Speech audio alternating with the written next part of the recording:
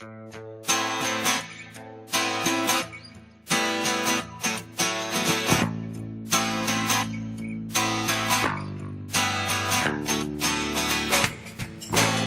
to Eye on the Tigers News. I'm Bianca Bros.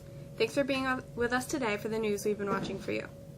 The supersized limousine that crashed and killed 20 people outside a country store failed a safety inspection last month and shouldn't have been on the road, and the driver was not properly licensed. New York's governor said Monday. The state moved to shut down the owner, Prestige Limousine, as state and federal authorities investigated the cause of Saturday's wreck in Sholey. The company said it was taking its cars off the road while conducting its own probe into the crash. The crash, about 170 miles north of New York City, came 3 years after another deadly stretch limo wreck in New York State spurred calls for Governor Andrew Cuomo to examine such vehicles' safety. There is no evidence the state took any steps to do so. A Supreme Court with a new conservative majority takes the bench as Brett Kavanaugh, narrowly confirmed after a bitter Senate battle, joins his new colleagues to hear his first arguments as a justice. Kavanaugh will emerge Tuesday morning from behind the courtroom's red velvet curtains and take his seat alongside his 8 colleagues. It will be a moment that conservatives have dreamed of for decades. With 5 solidly conservative justices on the bench, Kavanaugh's predecessor, Justice Anthony Kennedy, who retired in June, was a more moderate conservative and sometimes sided with the court's 4 liberal justices.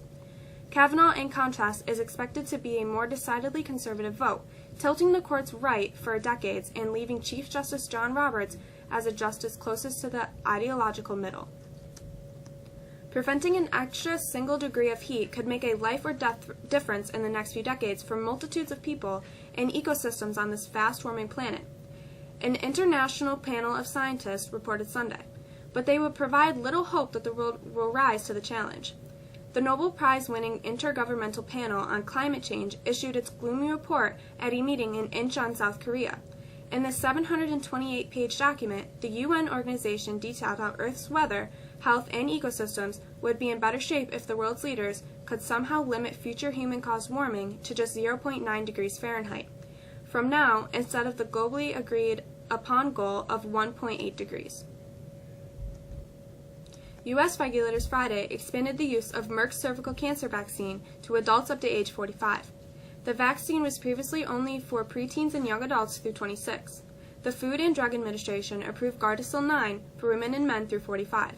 The vaccine protects against the human HPV virus, which can cause cervical cancer, certain other cancers, and genital warts. The virus is very common and is spread through sex.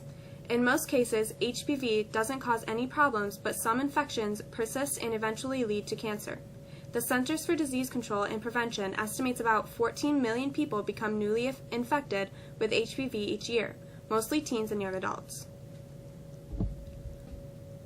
Residents of Florida's Panhandle frantically filled sandbags, boarded up homes, and secured boats Monday as they anxiously awaited Hurricane Michael, which forecasters warned would smash into the state's Gulf Coast as a dangerous major hurricane within days.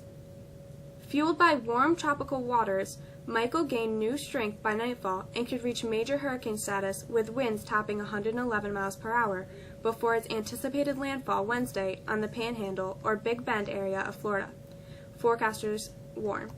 Florida Governor Rick Scott called Michael a monstrous hurricane with a devastating potential from high winds, storm surge, and heavy rains. We could see some of the remains of Michael in our area on Thursday. Here's Tim with the forecast.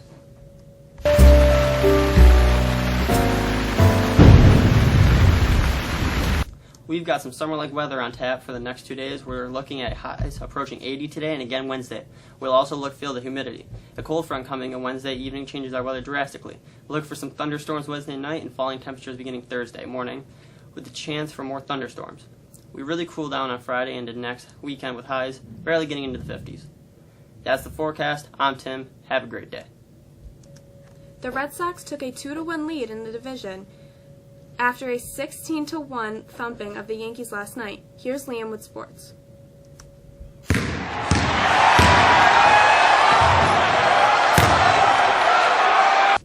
The Rays got booed off the mound loudly. Their manager let things get out of hand, and their backup catcher wound up pitching. Not much else to say after the Yankees absorbed the most lopsided loss in their distinguished 396-game postseason history, rooted by the Boston Red Sox 16-1 Monday night in the ALDS. Now 2-1 and in danger of being eliminated in the best-of-5 matchup. They'll turn to CC Sabathia on Tuesday night in hopes of saving their season. Rick Porcello starts for Boston. Luis Severino looked out of the sorts from the start. Severino was tagged for 6 runs on 7 hits and 2 walks for 3+ innings. Jeered as he walked to the dugout during the 7-run burst in the 4th, it was soon 10-0. CC Sabathia gets the start for the Yankees as Rick Porcello for the Sox. The Astros and Dodgers each closed out their respective series with the blowout wins. The Dodgers will head to Milwaukee to take the upstart Brewers, while the Astros will wait on the Yankees-Red Sox series. Drew Brees became the NFL's all-time leader in yards passing, and he did it with a certain panchee and precision that made the 39-year-old quarterback look far from finished. Brees eclipsed Peyton Manning's previous record of 71,940 yards with a 62-yard touchdown pass to rookie Traquan Smith during the second quarter of a 43-19 victory over the Washington Redskins on Monday night. After the record-breaking completion, officials stopped the game and the game ball was handed over to Pro Football Hall of Fame. That's a quick look at the sports. I'm Liam. Have a good day. Get your Justin's yearbook for the $45 pre-sale price online at justins.com. Mexico's Care Shirt drives to offer the relief to those affected by the Hurricane Florence begins today through October 19th.